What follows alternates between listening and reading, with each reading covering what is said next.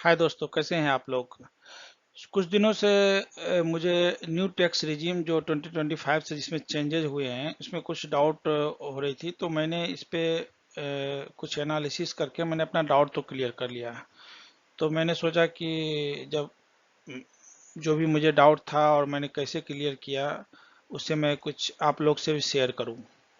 तो उसके लिए मैं आज ये वीडियो अपलोड कर रहा हूं।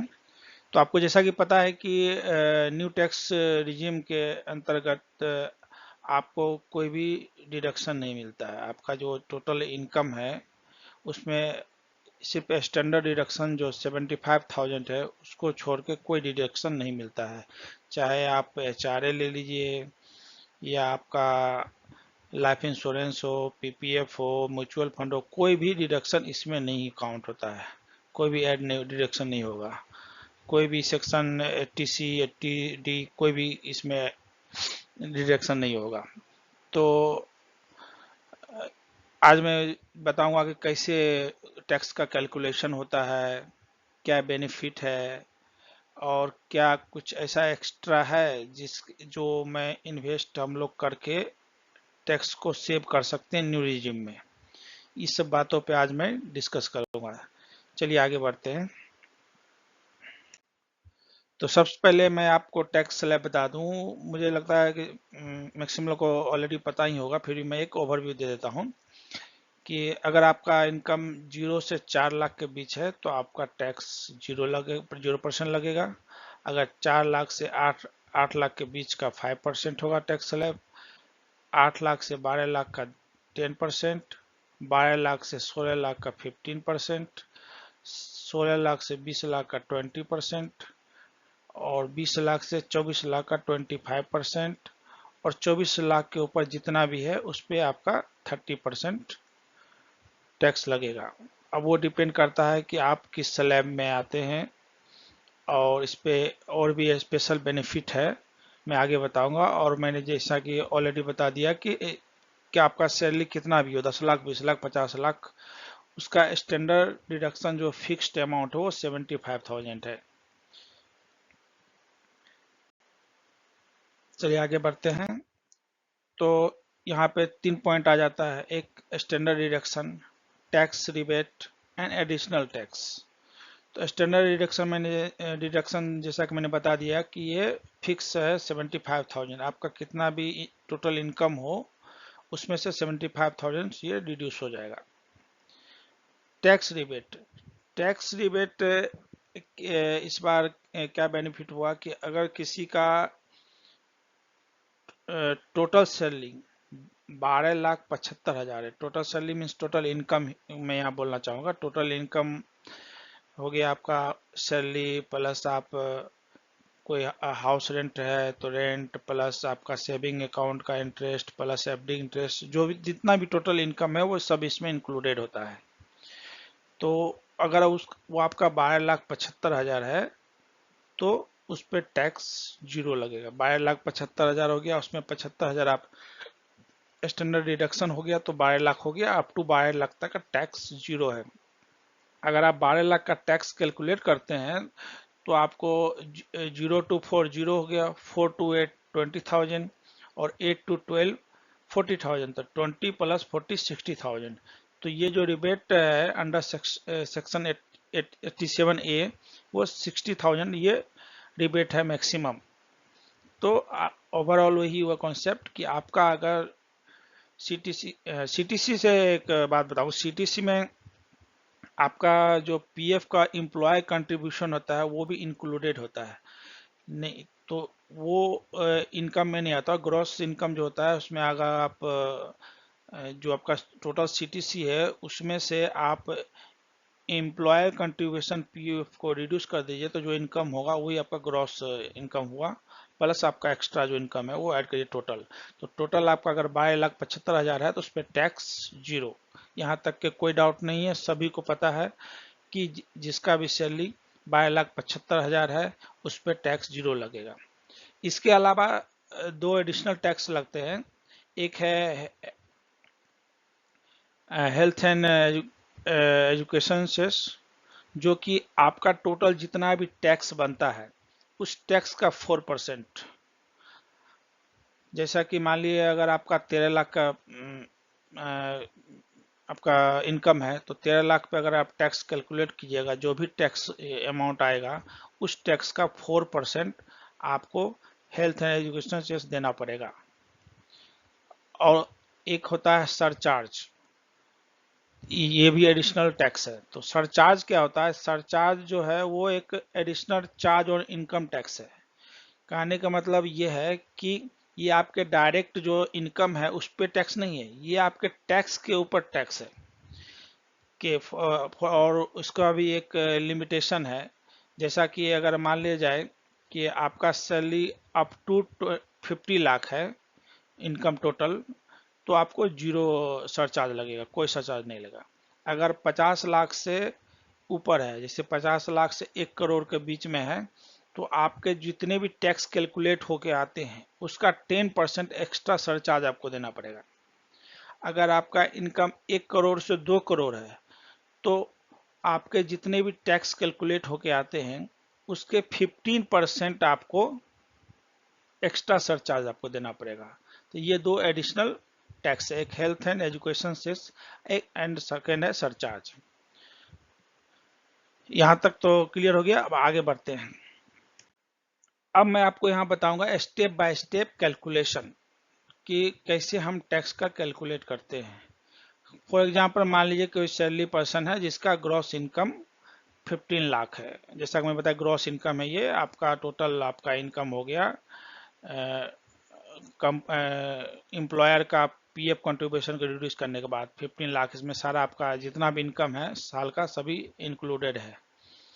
तो 15 लाख है, तो सबसे पहला स्टेप क्या है कि हम कैलकुलेट करेंगे कि टैक्सेबल इनकम कितना होगा। तो न्यू रिजीम में आपको पता है कोई डिडक्शन नहीं है, सिर्फ एक और एक ही डिडक्शन है, वो है स्टैंडर्ड डिडक्शन जो कि 75,000 है।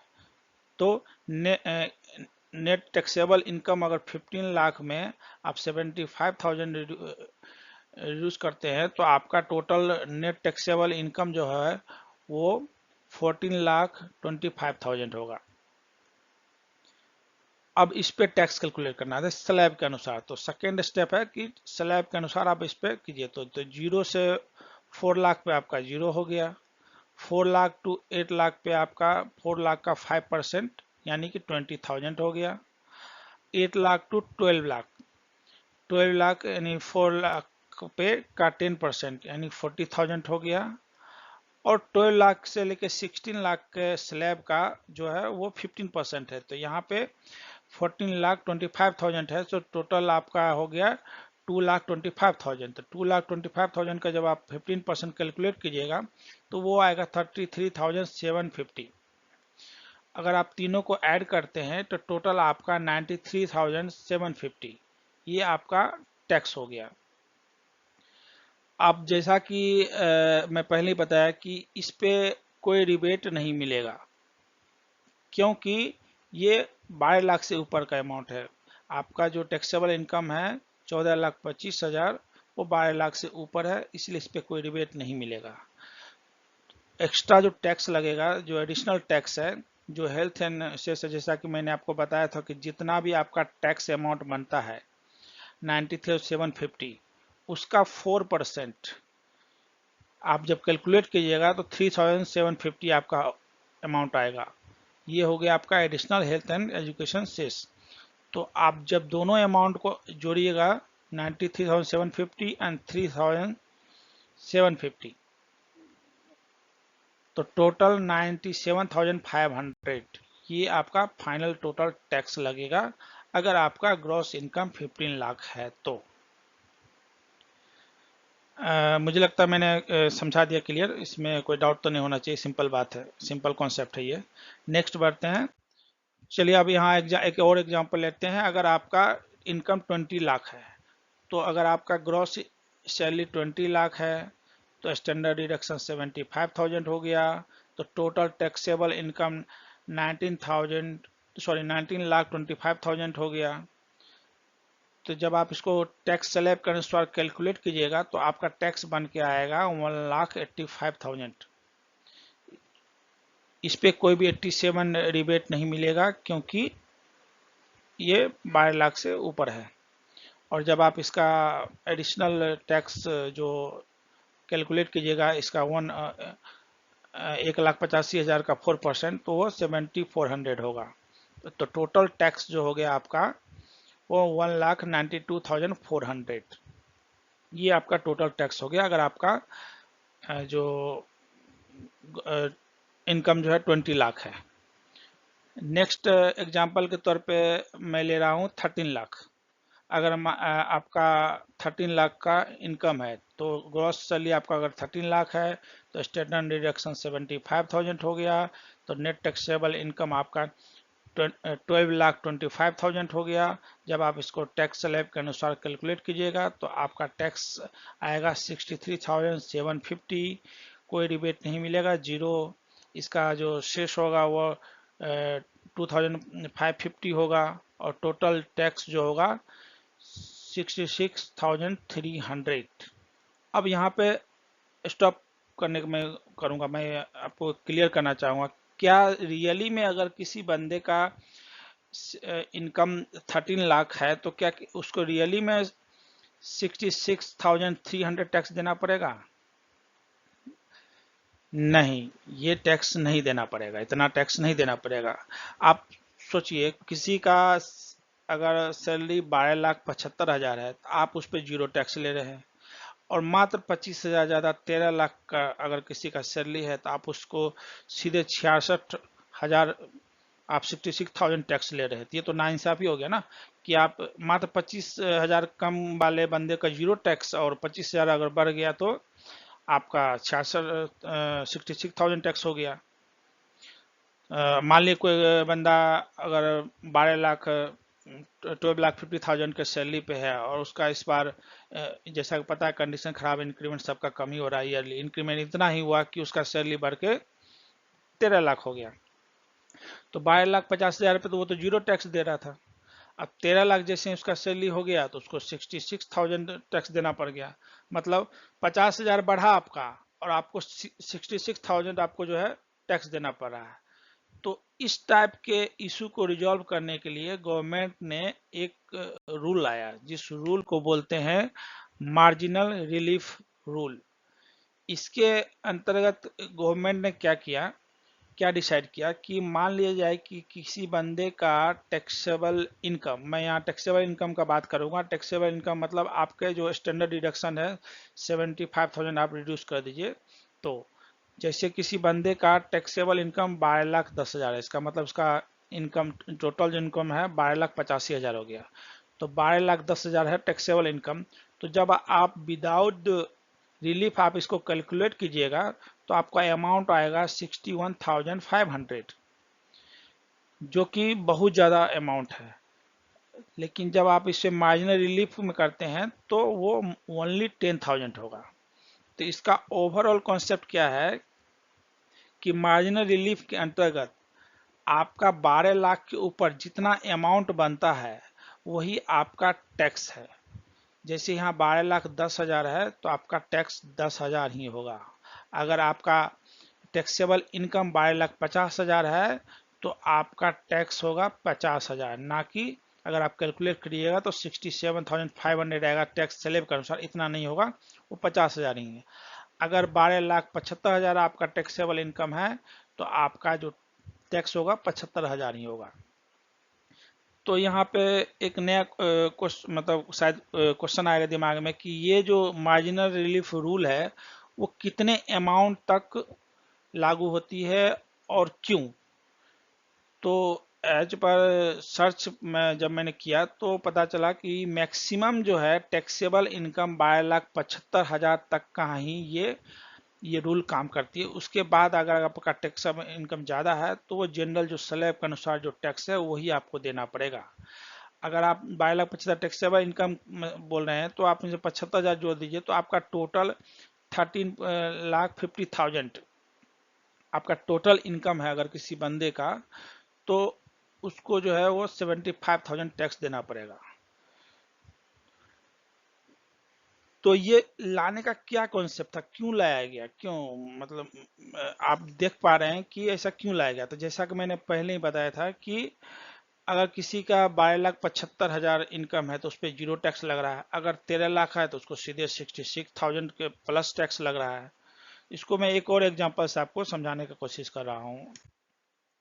जैसा कि देख रहे हैं कि मान लीजिए जाए कि जैसा कि आपको पता है 12,75,000 किसी का इनकम है तो उस पर जीरो टैक्स है।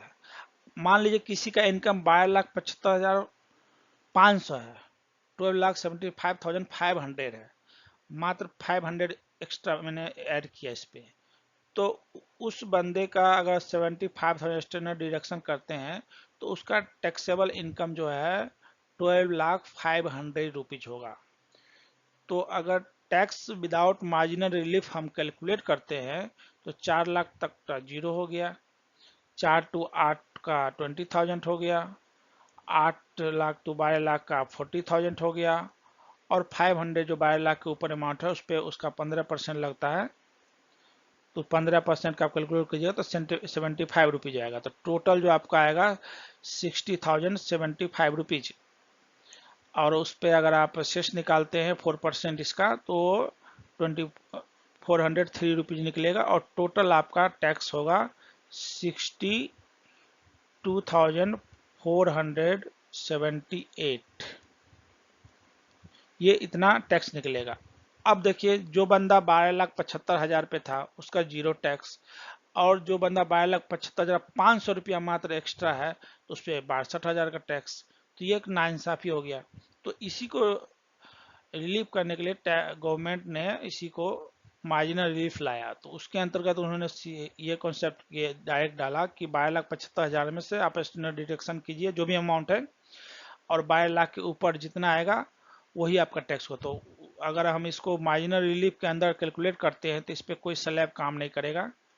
डायरेक्ट 12 लाख टैक्सेबल इनकम आपका 12,500 है, 12,500, तो आपका टैक्स 500 ओनली ही हुआ, और उसका 4% आप शेष निकालते हैं तो 20 रुपीज हो गया। तो टोटल आपको टैक्स ओनली 520, 520 रुपया ही टैक्स देना पड़ेगा, जो कि सही डिसीजन है गवर्नमेंट का, और ये लेना चाहिए। ये उसको 62,000 जो प्लस है वो टैक्स नहीं लगेगा। तो फिर ये क्वेश्चन रेज होता है कि ये मार्जिनल रिलीफ जो है वो कितने टोटल कितने इनकम तक लागू होगा। तो उसके लिए मैं खुद से एक टेबल बनाया और 1 बाय 1 कैलकुलेट किया कि कहाँ तक ये मार्जिनल रिलीफ काम करती है, किस अमाउंट तक एक्चुअल में। तो गूगल पे सर्च अगर आप कीजिएगा तो उसमें लिखेगा कि आपका जो सैलरी है 12 लाख, टोटल इनकम अगर 13,50,000 है, यानी टैक्सेबल इनकम 12,75,000 है, तब तक आपका मार्जिनल रिलीफ रूल काम करेगा। लेकिन जब मैंने कैलकुलेट किया तो ये कुछ उससे थोड़ा सा कम है। फॉर एग्जांपल आप देख रहे हैं एक शीट जिसमें एक टोटल इनकम हो गया, ये स्टैंडर्ड डिडक्शन हो गया, ये टैक्सेबल इनकम हो गया, tax with marginal relief and tax without marginal relief. तो फर्स्ट अमाउंट मैंने 12,75,000 लिया, 12,75,000 लिया, जिसमें स्टैंडर्ड डिडक्शन 75,000 हुआ, तो आपका टैक्सेबल इनकम 12 लाख हो गया। तो उस पर पता है कि दोनों केस में टैक्स जीरो है। अब मैंने मात्र 100 रुपीज अमाउंट इंक्रीज कर दिया, तो 12,75,100। तो 12,75,100 में आपका स्टैंडर्ड डिडक्शन 75,000 हो गया, तो आपका 12,100 रुपीज आपका टैक्सेबल इनकम हुआ। तो अगर विद द मार्जिनल रिलीफ उस पर सिर्फ 100 रुपीज का टैक्स लगेगा।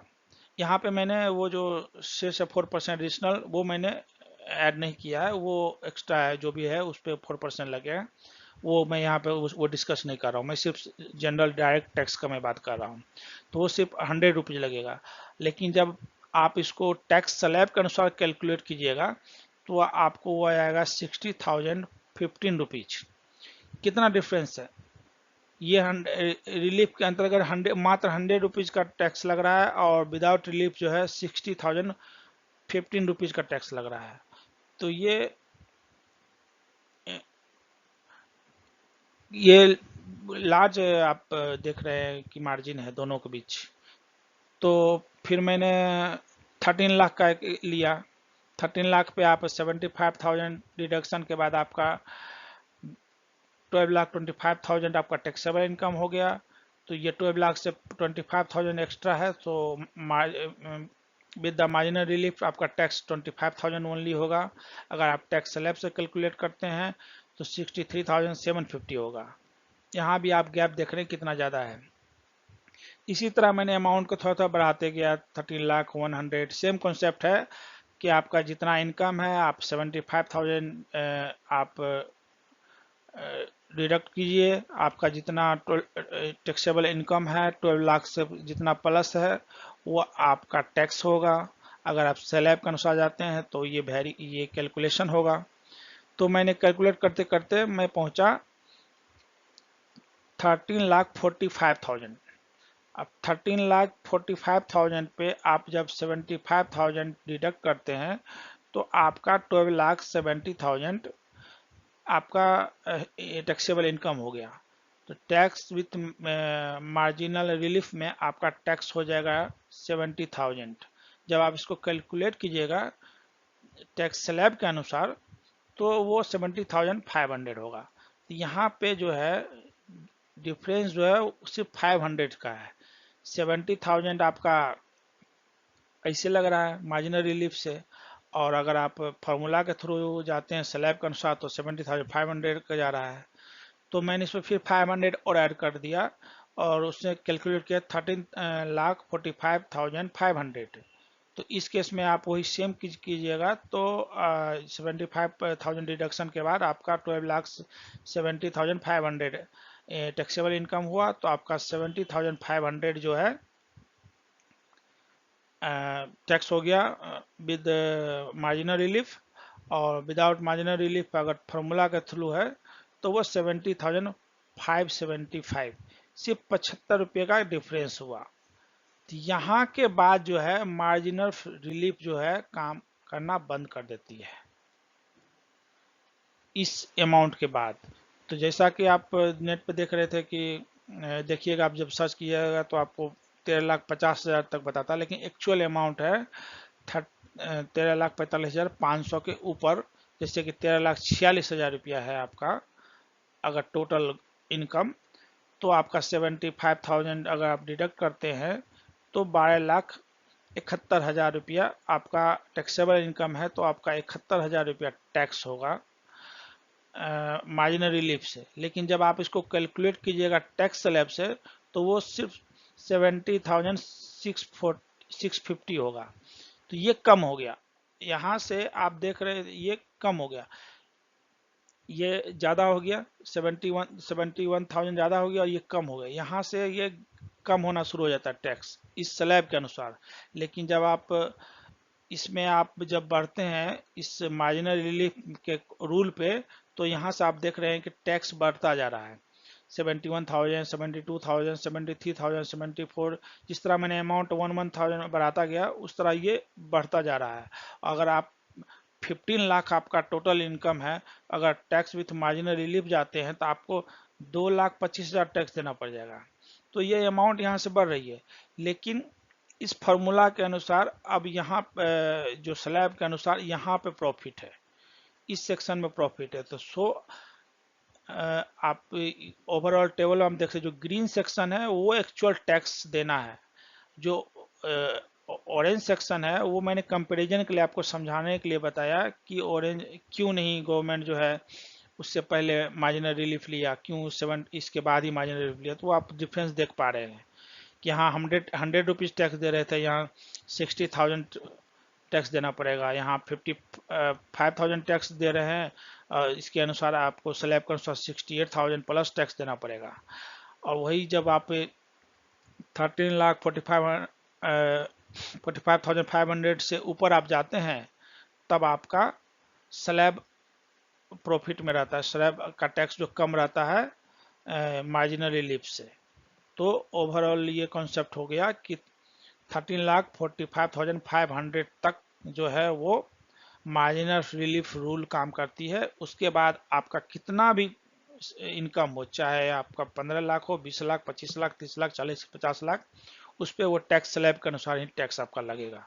सिर्फ उसमें 75,000 का स्टैंडर्ड डिडक्शन होगा, बाकी जो टैक्स कैलकुलेट होगा वही टैक्स लगेगा। ये हो गया ओवरऑल कॉन्सेप्ट। तो आगे बढ़ते हैं। अब नेक्स्ट क्वेश्चन आता है कि क्या हम न्यू टैक्स रिजीम में भी हम टैक्स को सेव कर पाएंगे। तो हाँ, दो ऑप्शन है जिसके थ्रू, और भी हो सकता है ऑप्शन हो, लेकिन मैंने जब सर्च किया तो मुझे दो ये सही और जेन्यून ऑप्शन लगा, हो सकता है और कोई हो। तो ये दो ऑप्शन है जिसके थ्रू आप जो है टैक्स अपना रिड्यूस कर सकते हैं। पहला है maximize employer contribution to NPS. आपका जो एम्प्लॉयर कंपनी है वो आपका जो एनपीएस का कंट्रीब्यूशन को इंक्रीज कर देगा। या आप नया अपने अभी तक एनपीएस ओपन नहीं करवाया है तो आप अपने एम्प्लॉयर को बोल के एनपीएस ओपन कर सकते हैं। अगर आप एनपीएस ओपन करते हैं, मान लिया जाए कि आप 50,000 ईयरली एनपीएस ओपन करवाए, तो वो 50,000 आपका जो ग्रॉस टैक्सेबल सैलरी में से रिड्यूस हो जाएगा। ग्रॉस जो सैलरी है उससे रिड्यूस हो जाएगा, तो उतना कम आपका टैक्सेबल हो जाएगा। फॉर एग्जांपल आपको मैं बता रहा हूँ कि मान लीजिए आप किसी का 13 लाख का सैलरी है, तो 13 लाख का सैलरी है तो उसका टैक्स कितना बनेगा 25,000। तो अगर 75,000 आप स्टैंडर्ड डिडक्शन करते हैं तो 12,25,000 हो गया, तो 25,000 आपका टैक्स बनेगा। अगर आप 50,000 इन्वेस्ट कर देते हैं इन एनपीएस में, एम्प्लॉयर के थ्रू इन्वेस्ट करवाते हैं, तो आपका टैक्सेबल जो आपका सैलरी हो गया 12,50,000 हो गया 13 लाख से घट के, तो आप जीरो टैक्स पे आ गए, कोई टैक्स देना नहीं पड़ेगा। अगर किसी का सैलरी मान लिए जाए कि 13,50,000 है, 13,50,000 है तो स्टैंडर्ड डिडक्शन आप किए तो 12,75,000 हो गया, तो 12,75,000 हो गया तो आपको 75,000 टैक्स बनेगा। तो 75,000 टैक्स को बचाने के लिए आपको क्या करना है, 75,000 एनपीएस में इन्वेस्ट करना है। अगर आप 75,000 प्लस 80,000 या 80,000 इन्वेस्ट कर देते हैं तो आपका टैक्सेबल इनकम जो है वो घट के 12,75,000 हो जाएगा, आपका टैक्स जीरो हो जाएगा। तो दूसरा सेकेंड क्वेश्चन आता है माइंड में कि एनपीएस में हम मैक्सिमम कितना कंट्रीब्यूट करवा सकते हैं अपने एम्प्लॉयर को बोल के। आप एम्प्लॉयर को मेल कीजिए, वो आपको आपका ओपन कर देगा एनपीएस। तो आपके सैलरी में से वो पैसा डिडक्ट होता रहेगा और वो आपके ये टैक्सेबल में जो इनकम है, आपका जो ग्रॉस इनकम है, उसमें वो अमाउंट शो नहीं होगा, वो रिड्यूस हो जाएगा। तो मैक्सिमम है आपका जितना भी बेसिक सैलरी है प्लस डीए है, उसका मैक्सिमम 14% आप कंट्रीब्यूट करवा सकते हैं एम्प्लॉयर को बोल के। फॉर एग्जाम्पल मान लिया आपका बेसिक सैलरी है प्लस डीए मिला के 10 लाख है, तो 10 लाख का 14% मतलब 1,40,000 रुपया आप जो है ईयरली सेव करवा सकते हैं इस एम्प्लॉयर को बोल के मैक्सिमम। ये आता है किस सेक्शन के अंदर, 80CC_D2। ये आप न्यू रिजीम में इसका बेनिफिट आप ले सकते हैं। दूसरा है VPF, वॉलंटरी प्रोविडेंट फंड। ये भी आपको, जैसे आपको पता है कि जो प्रोविडेंट फंड है आपका जितना भी बेसिक होता है, बेसिक का 12% ऑटोमेटिक कटता है, जो 12% इम्प्लॉय देता कंट्रीब्यूशन रहता है और सेम अमाउंट एम्प्लॉयर भी कंट्रीब्यूट करता है। तो एम्प्लॉयर वाला आपके ग्रॉस इनकम में नहीं आता, वो रिड्यूस हो जाता है। तो आप इस अमाउंट को बढ़ा के भी अपना टैक्स बढ़ा सकते हैं, लेकिन ये एम्प्लॉय का कंट्रीब्यूशन नहीं होगा। यहाँ भी सेम एम्प्लॉयर का जो कंट्रीब्यूशन, एम्प्लॉयर मीन्स आपके कंपनी का जो कंट्रीब्यूशन है, उसमें आप अमाउंट को इंक्रीज करवा के आप अपना टैक्स बचा सकते हैं। फॉर एग्जाम्पल मान लीजिए जाए कि आपका बेसिक सैलरी है मंथली 40,000 रुपया, तो आपने कंपनी को बोला कि मैं इसका 10% जो है वो VPF में ओपन करना चाहता हूँ। तो एम्प्लॉय ने उसका 10% यानी 4,000 का मंथली एंड ईयरली दिखाया, तो बच्चा 48,000 रुपया वो आपके सैलरी से डिडक्ट हो जाएगी, वो आपके ग्रॉस इनकम में नहीं आएगी और उतने अमाउंट का आप टैक्स बचेगा। अगर आप बाउंड्री लाइन पे हैं टैक्स के, जैसे कि 13 लाख पे हैं, तो ये आप इसमें 48 लाख डाल के आप टैक्स स्लैब से नीचे आ सकते हैं और आपका टैक्स जीरो हो जाएगा। दूसरा सेकेंड क्वेश्चन, अब दो ऑप्शन मैंने बताया, एक एनपीएस एक VPF। दोनों ध्यान रहे, दोनों एम्प्लॉयर के कंट्रीब्यूशन ही होगा, एम्प्लॉय का नहीं, दोनों में एम्प्लॉयर का ही। ठीक है, तो कितना मैक्सिमम हम ईपीएफ का कंट्रीब्यूट कर सकते हैं। तो ईपीएफ में भी एक लिमिटेशन है, सॉरी VPF में।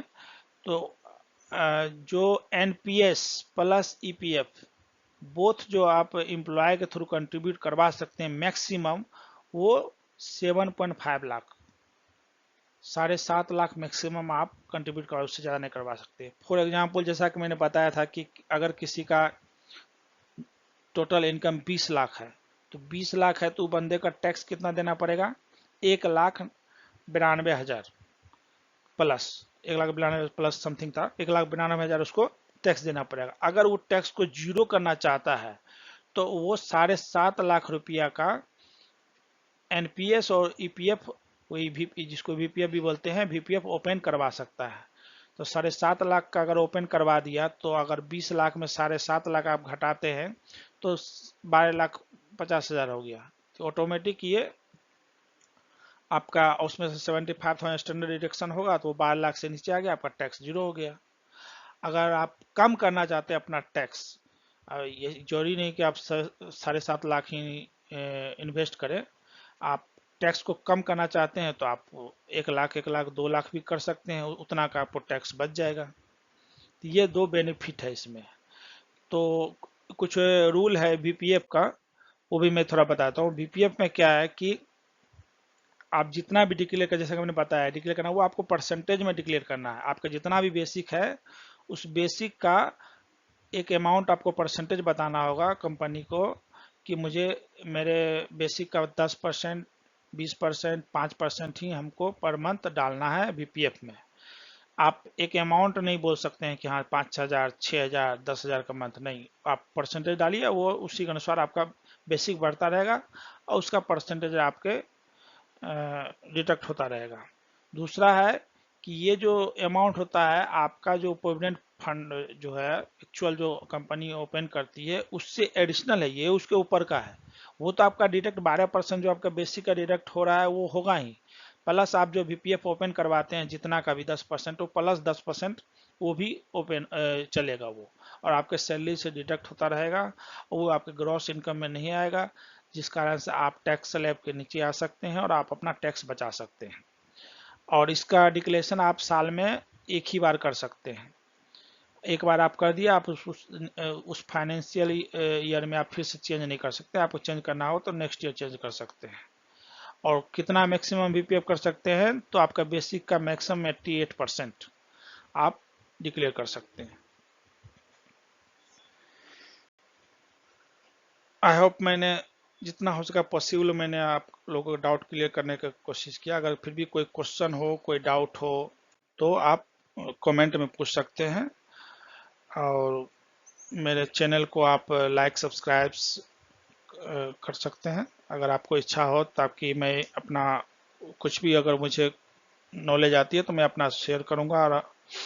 और आप भी कमेंट से कुछ बताने के अगर लगेगा कि कुछ कमी है तो सुधार की ज़रूरत है तो आप कमेंट कर सकते हैं। आपको लग रहा है कुछ एडिशनल की ज़रूरत है तो कमेंट कर सकते हैं। ठीक है दोस्तों, आज का सेशन यहीं तक है। Thank you.